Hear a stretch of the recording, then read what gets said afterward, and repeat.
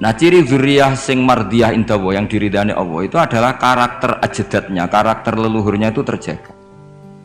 Makanya Nabi Yusuf mengatakan wattaba'tu millata abai Ibrahim wa Ishaq wa Yaqub. Maka nalana an nusyrika billahi min syai'. Saya ngikuti jejak leluhur-leluhur kami. Beliau menyebut mulai Ibrahim, Ishaq, Yaqub. Ciri utama leluhur itu adalah maka nalana an nusyrika billahi min syai'. Saya tidak akan melakukan syirik kepada Allah. Makanya ketika saya dulu belum hafal Quran, itu bapak hanya ngendikan begini, hak, kowe kudu ngapal Quran, kowe nak rapal, lu kepaten obor.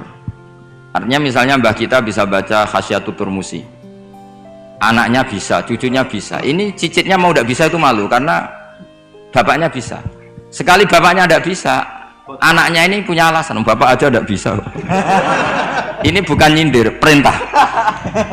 Ya, saya ini bukan nyindir, tapi apa? Perintah. Siap 86. Siap 86. Jadi kalau saya tidak hafal Quran, bapak saya itu hafal Quran, bapak saya, buyut saya itu hafal Quran. Itu sekali saya tidak hafal, maka anak saya punya alasan tidak hafal karena bapaknya tidak hafal. Untuk supaya anak ini tidak punya alasan, bapak ini harus jaga tradisi itu. Wattaba'tu millata abai. Jadi kalau Gus Riza bisa bahasa Arab, bisa bahasa Inggris, anaknya itu bisa Mandarin nanti. Karena sanad ini harus musalsal. Saya bayangkan orang itu tidak akan bakas Mbah Zubair andaikan Mbah Mun tidak salim itu. Pasti bisa saja Mbah Zubair itu nas mansia, dilupakan. Andaikan Kiai Makhrus, Gus Imam, Kiai Makhrus tidak seperti ini, maka orang juga tidak bakas Mbah Karim. Sampai Mbah Karim dihormati sedemikian rupa karena zuriyahnya meneruskan tradisi beliau sampai seperti ini, yaitu mengkhidmati para santri. Sekali Gus Reza dagangan, Wis dagangan ya. Wis. Apalagi dagangan sarung BHS. Itu sudah masalah ya. Makanya saya alhamdulillah menjadi masalah, itu peringatan, memang itu enggak wilayahnya. Jadi zurriyatam ba'duha mim. Sekali karakter ini hilang, maka akan hilang seterusnya. Saya punya pengalaman agak rohani, nanti bisa ditanya. Bapaknya alim alama, kemudian kita ini dagangan, terus itu ngalor ngidul. Orang akan ngira bapak kita seperti itu, karena teori orang Jawa kacang ora ado songkolan jarang. Jadi yang menstatuskan para leluhur kita adalah kita. Sekali kita ini meleset, tadi kata Gus Reza yang asyaki tadi ya, asyaki adalah orang yang keluar dari rel mbah-mbahnya, maka status kembahnya akan hilang. Makanya banyak orang alim alamah kemudian di era cucu sudah tidak diziarahi karena cucunya mengharamkan ziarah, dan itu banyak sekali. Jangan-jangan mbah-mbahnya bisa baca Ikhya, cucu-cucunya tidak bisa, terus bilang orang penting tuh ilmu modern, ilmu itu tidak penting. Akhirnya ya sudah, orang lupa lagi karena banyak sudah tidak dikholi, tidak dikenang. Itu yang paling bahaya dalam status zuriyah.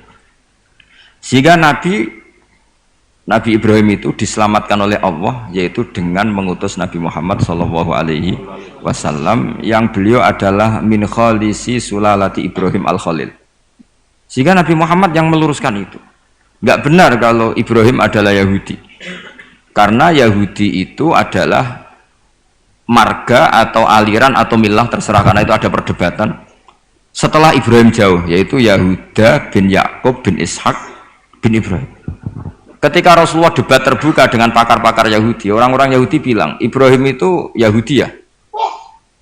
Terus Allah memberi firman kepada Rasulullah SAW, ha antum haula'i hajastum fi ma lakum bi ilm falimatu hajuna fi ma laysa lakum bi ilm.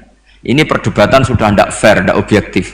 Saya, kata Nabi Muhammad, berdebat secara ilmiah bahwa Ibrahim tidak mungkin Yahudi, pengikut Yahuda maksudnya. Tapi kamu berdebat secara sangat tidak ilmiah karena kamu mengatakan Ibrahim pengikut Yahudi dari Yahuda gitu. Kenapa tidak ilmiah? Itu sama dengan mengatakan Mbah Manap itu pengagum Gus Reza. Itu kan salah besar. Kan Ibrahim itu kan Yahuda bin Yakub bin Ibrahim. Itu sama dengan misalnya mengatakan Pak Karno itu pengagum Puan Maharani. Itu kan kacau. Mbah Hashim pengagum Mbak Yeni, itu kan kacau. Artinya apa? Ketika Yahuda menamakan diri atau mencatut Ibrahim dikatakan Yahudiyah, pengikut Yahudiyah, itu enggak ilmiah sekali. Karena Ibrahim generasinya jauh sebelum Yahuda. Makanya Quran tamim ba'di. Padahal Taurat dan Injil diturunkan setelah Ibrahim. Bagaimana mungkin Ibrahim pengikut Taurat? Wong Tauratnya saja datang setelah Ibrahim. Jadi tapi itu tadi, karena Yahuda itu zuriyahnya Ibrahim, tetap dia ketika menamakan manhaj Ibrahim atau milahnya itu kayak iya. Saya pernah ke makam Nabi Ibrahim Gus Riza, itu ngeri betul di Hebron Gus. Di Hebron itu saya pernah ke makamnya Al Khalil Ibrahim, itu di sinagog. Di sinagog, jadi kepalanya di masjid, kakinya menyentuh sinagog. Yang Nabi Yusuf malah hampir semuanya di sinagog, yang parah Yakub semuanya di sinagog karena Yakobus tadi. Artinya gini, saya dulu sebagai pengkaji tafsir itu ya iskal itu janggal. Maka anak Ibrahimu Yahudiyah wala Nasroniyah, Ibrahim itu tidak Yahudi ya tidak Nasrani. Itu kan satu pujian yang sangat aneh. Itu kan sama dengan mengatakan Bahak itu ya ora PKI, ya ora komunis, itu kan aneh.